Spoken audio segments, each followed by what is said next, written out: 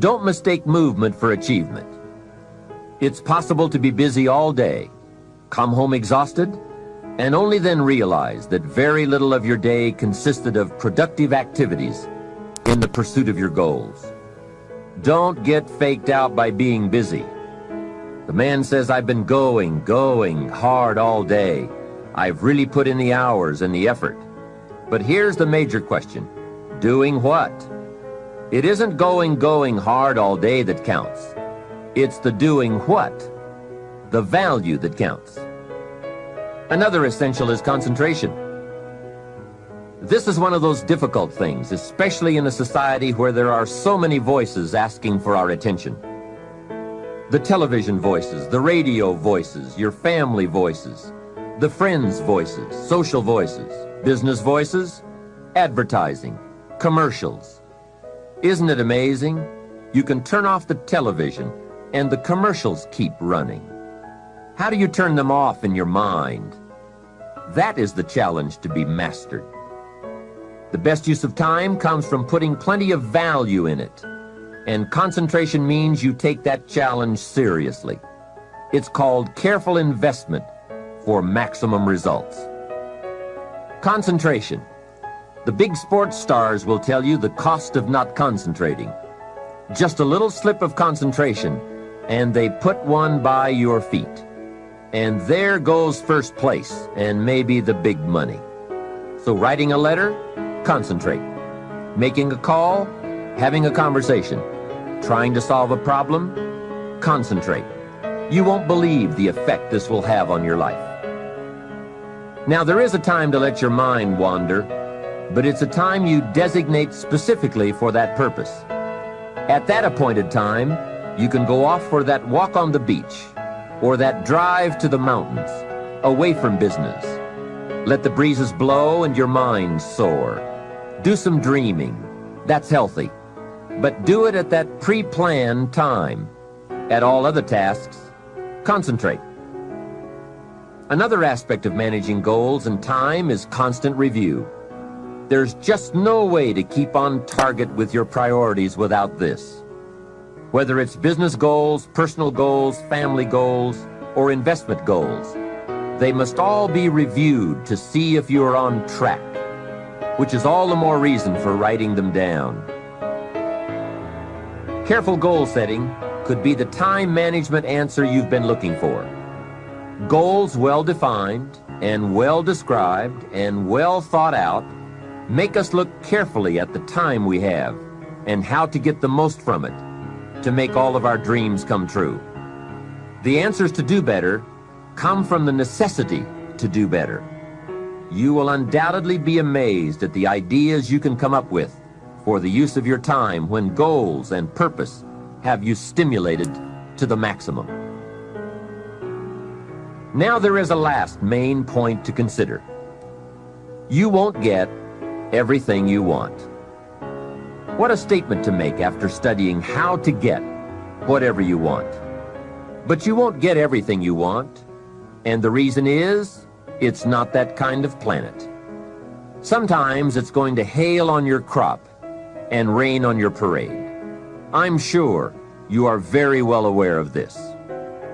But in my opinion, if you work the system I've just shared with you, you will get more than plenty.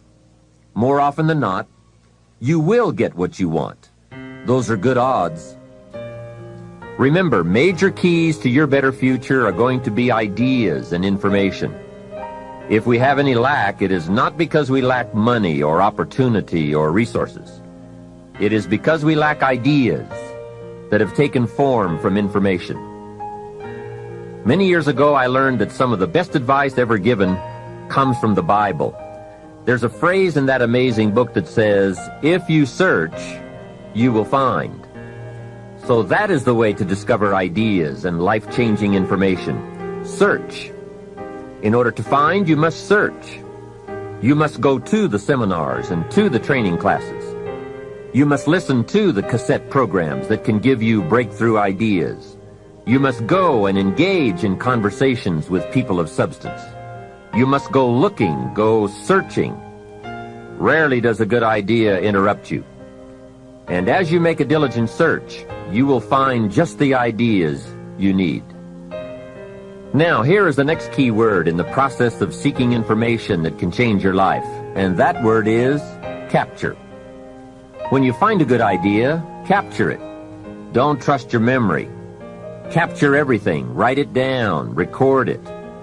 This is one of the reasons why we have put this program on cassette tapes, to capture the ideas. As a serious student of wealth and happiness, I would encourage you to make use of a journal as a gathering place for all the ideas that come your way. I consider personal journals to be one of the 3 treasures a wise person will leave behind. Here are those 3 treasures. 1 is your photographs. Take a lot of pictures. Being able to capture the event in a fraction of a second is a phenomenon of the 20th century, and how easy it is to take phenomena for granted. Have you ever looked at the pictures a couple of generations back?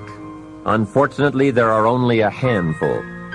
But wouldn't it be great if there were hundreds of pictures to tell the whole story?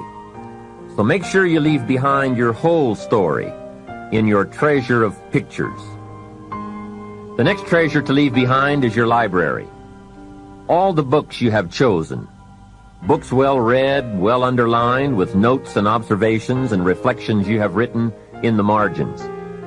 The books that have helped shape your philosophy and the values of your life.